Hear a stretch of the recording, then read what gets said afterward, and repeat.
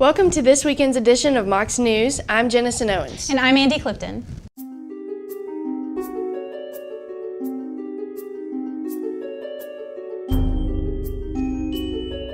Election day is fast approaching since early voting ended this past Thursday. Students who are from Hamilton County, however, are still encouraged to vote Tuesday, November 4th for the general election.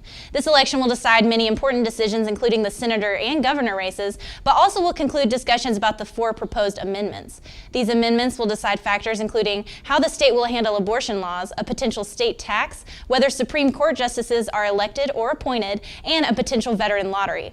For more information on where to vote or what identification you may need to vote, visit elect.hamiltontn.gov. UTC's Student Media Center saw firsthand how important connections and networking are after talking to Chancellor Steve Angle Monday afternoon.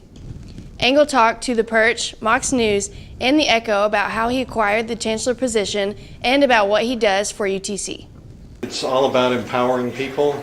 A lot of what I do is relationships with the community, trying to open doors, provide access, help raise money, build friendships, try to set a tone that's focusing on students and have us do that striving for excellence.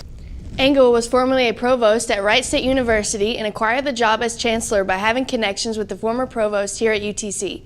Angle has pushed to get communication students to the NPR radio station, WUTC, and that is now happening. Angle says it is important to provide an opportunity that allows students to learn by doing. He says the fact that our communication department requires an internship really helps students focus on getting the experience they need to get hired. He says getting practice opens doors for students and helps them find out what they want to do and maybe what they don't want to do. To apply what you're learning in a classroom, what are best practices, and see how does it work out when you do it. And things don't always work perfectly. People don't respond the way you think they will sometimes. A big drop in temperature for the weekend, making it the chilliest this fall season. Will it continue to drop drastically or gradually? Here's Mocs News weather reporter Courtney with the forecast. Hey Mocs, Courtney here with your Mocs weathercast. This weekend, Chattanooga will undergo a freeze watch up until Sunday, but by the beginning of next week, there will be an increase in temperatures into the mid-60s. I'll let you know more in your 7-day forecast coming up. Looking at your headlines, Saturday will be windy and colder. Mornings throughout your next week will be in the 30s, but your highs will be milder. Normal temperatures around this time of year are highs around 67 and lows around 44. Chattanooga is experiencing a freeze this weekend, but overall we're about average. Yearly rainfall is still below average by 4.94 inches. Also, record high this time of year was 84 in 1961 and 19 in 1954. Today, temperatures will peak at 62, partly cloudy with slight chances for rainfall, so keep those rain jackets close just in case. Saturday will be very windy with a high of 49. That will be the lowest temperature within the next week. Sunday will start the warm-up for the week with a high of 57 and sunny skies. Your 7-day shows some chances for rain this weekend and towards the end of next week. There is a freeze watch up until Sunday, then starting Monday with that warm-up, everyone can enjoy some nice fall temperatures. Lows will fluctuate between low 30s and low 50s. All right, Mocs, that was a look at your forecast for the upcoming week. I'm Courtney with Mocs News. Tennessee State University officials are pledging to increase security on and around the North Nashville campus of the school after 2 freshmen were shot in an attempted robbery. One student remains at Vanderbilt University Medical Center, but the condition is unknown. The other student was grazed by a bullet. TSU did not release the names or ages of the students. Nashville police have taken over the investigation, and they are searching for at least 2 people described by the students. U.S. Tennessee Senators Lamar Alexander and Bob Corker hosted a roundtable discussion in Chattanooga on Ebola preparedness. The event took place at the CHI Memorial Hospital. Alexander and Corker met with local health officials and medical experts to discuss how prepared the state is in case of an Ebola virus outbreak. The average price of gasoline in the U.S. hit $3 a gallon Friday and should soon drop below the benchmark for the first time since December 2010. The price at the pump fell 33 cents in October thanks to mainly plunging oil prices, according to AAA. Drivers in South Carolina and Tennessee are paying lowest prices with an average of $2.75 a gallon. Gas is once again cheaper per gallon than milk. About 175 students attended Cross the Line Wednesday, hosted by the Project Pay Attention Committee. This was the first of 2 events the PPA committee will host this semester. There were free t-shirts for the first 50 people and free food for everyone. Students from a variety of backgrounds participated in the event, where they were required to listen to a facilitator read questions and then cross the line if the question applied to them. The facilitators began with simple questions like, if you are a male, cross the line, and then began to ask remotely harder questions like, if you've ever been a victim of sexual harassment, cross the line.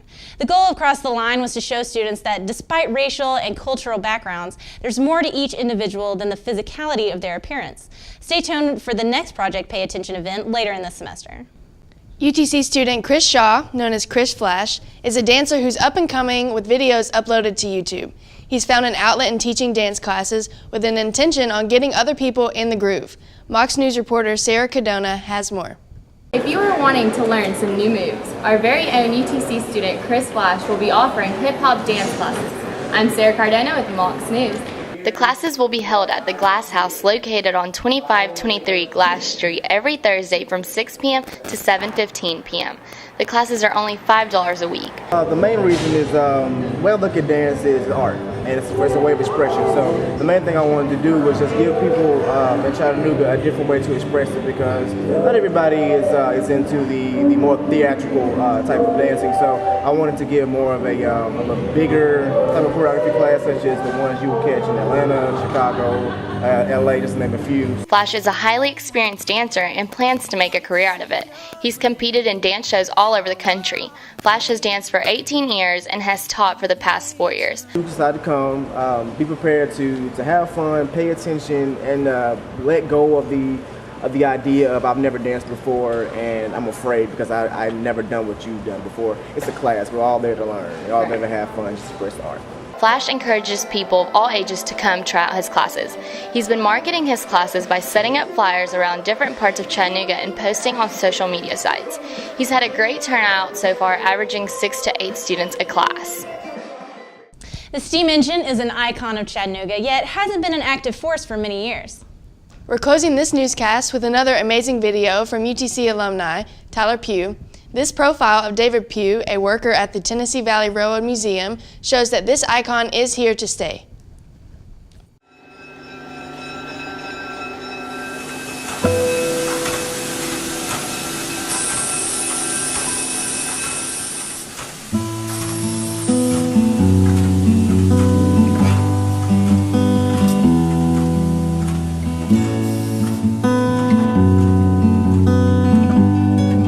I'm David Pugh with the Tennessee Valley Railroad Museum. I'm a shop mechanic.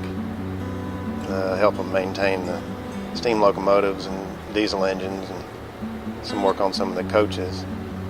Involves a lot of things. Steam engines require a lot of work, maintenance to the running gear and the boilers. The running gear on the side takes a lot of grease, hard grease, soft grease.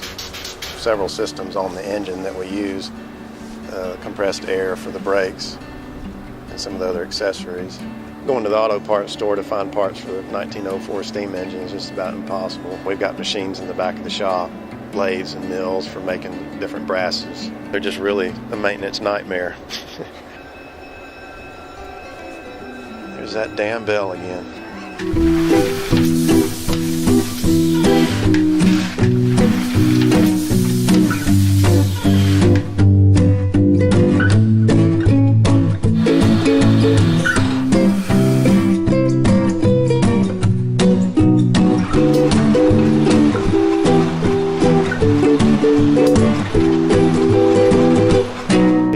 Why you do it.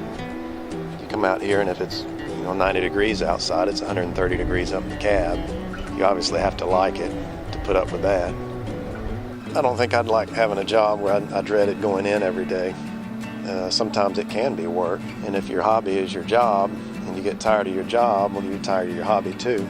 If you can tell that you're not just making somebody smile looking at it, but if you're striking up an interest in it, a lot of that makes it worth it. There's nothing with a hobby that can be selfish.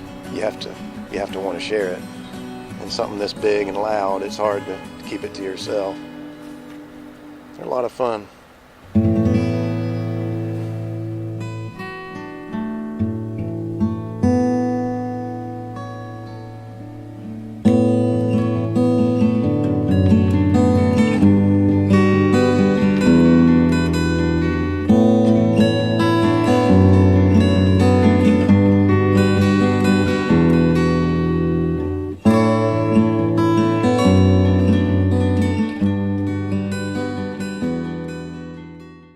UTC Mocs football is hosting their last home game Saturday, November 8th in Finley Stadium at 1 p.m.